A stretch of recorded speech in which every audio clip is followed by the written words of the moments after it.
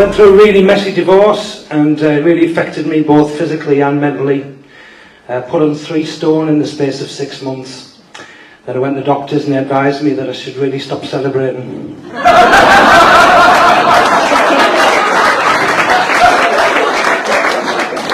It was tough. When it came to crunch, the judge awarded like a 50-50 split. She got what she wanted, 40-inch TV. Yeah. I got the remote control. It's not too bad actually, because now when I get bored I just stand outside her house and just keep changing channels. It's quite important as your kids as they get older, especially as a parent, to have them that like to have a bit of sense of responsibility. I think that's quite important. So we're currently teaching our kids the value of money. So for the next 3 months, my daughter's paying the mortgage. Takes the stress off. She's at school at the minute. She's deciding on her options, deciding what she wants to do when she leaves school. I asked her the other day. I said, "So what would you like to be when you grow up?" She said, "You know what, Dad?" She said, "When I grow up," she said, "I'm going to become famous, but I want my name in lights all over the world." So we changed her name. She's now called Fire Exit. She's in tonight. My son's not best pleased about it. Or Loading Bay, as we call it. Great, I love being married. Being married is brilliant. You know, I get to watch all the soap operas in high definition. And I get to watch the football in the spare room. But we decided to do the things the right way before we got married. We decided that we weren't going to live together. You know, she was going to sell her house, I was going to sell my house, and for a short time we were going to be rich and homeless. But she likes teaching me things as well, my wife. And the other day we were playing some new card games, and she said to me, "Have you ever played that game called Patience?" I said, "Yes, dear. Every day for the last 4 years." We were at the solicitors and we couldn't sell the house because I didn't have any ID either. And he said to me, "Have you ever thought about writing a will?" So he sat me down and he said, "Mr. Garrity," he said, "what would you like to leave your children in the event of your death?" And I said, "All my bags for life."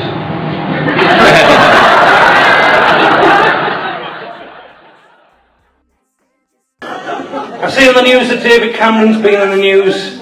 They said he'd gone to Brussels for a summit. You alright? He said he'd gone to Brussels for a summit. I thought, it's a bit vague, isn't it? Summit.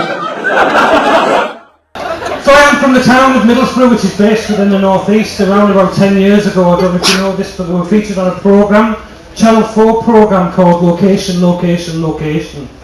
And they did this survey, right, and Middlesbrough came top. And we were all dead pleased about it, until we found out what the survey was. They did a survey on this programme to find out what the worst place to live was in the world. That's right, the worst place to live in the world. That's now desolate. Helmand Province came second. And they are trying to improve things in Middlesbrough now. They started off, they had the iconic Transporter Bridge. That was good. Then they built the Museum of Modern Art. £5 million that cost. No one was interested in that. So they listened to the people of Middlesbrough and they gave them what they wanted. Now we've got 16 Gregs.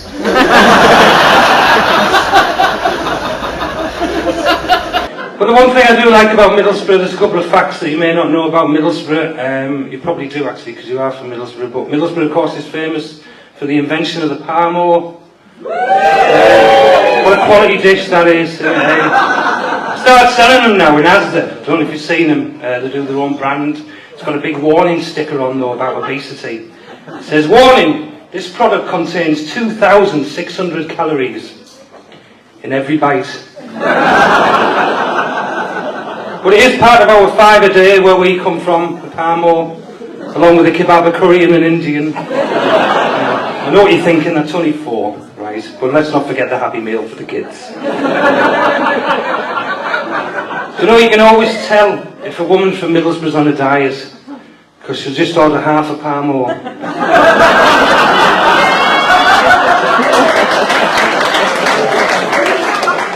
With extra chips. And a Diet Coke.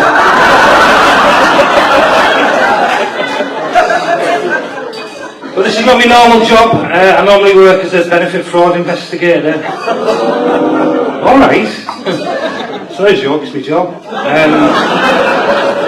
But I've been doing that for quite a number of years now. I think it's quite an interesting job, you know. And what I figured out was, even if they try and make me redundant, you know, I'll know exactly how to fleece the government. It's a bit of a win-win, really. But I was doing a gig once in Eaglescliffe, and there was a guy in the audience I was investigating for benefit fraud. That was quite interesting. He clocked me and I clocked him, and he just had the look of shock upon his face when I was doing my act like this.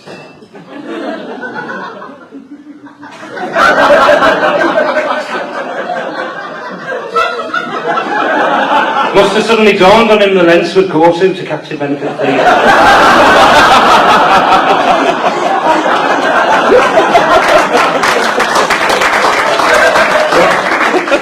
I was doing this gig tonight, and I asked my boss if I could leave work early, and he said to me, only if you make the time up.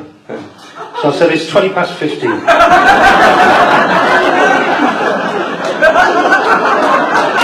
Giving it one more time for Middlesbrough, Fran Garrity!